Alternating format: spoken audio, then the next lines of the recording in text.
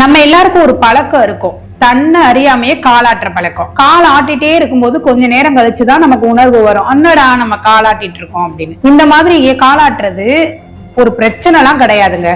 அதுல ரொம்ப நல்ல விஷயம் இருக்கு.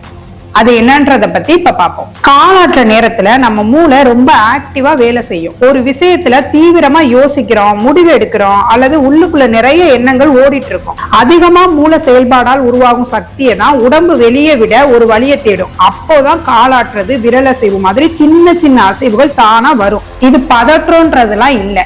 பல நேரங்கள்ல கவனம், புத்திசாலித்தனம், மூளை அதிகமா வேலை செய்யறதுக்கான அடையாளம் தான் இது. இப்படிப்பட்ட அசைவுகள் பல நேரங்கள்ல நமக்கு மைண்ட் ரிலாக்ஸா இருக்கவும், மன அழுத்தத்தை குறைக்கவும் உதவுது. இனிமே காலாற்றத ஒரு பிரச்சனையா பார்க்காம மூளை ஃபுல் ஸ்பீடா ஆக்டிவ்ல இருக்குன்னு நினைச்சுக்கோங்க. இது போல சுவாரஸ்யமான தகவல்களுக்கு எங்களோட பக்கத்தை ஃபாலோ பண்ணிக்கோங்க.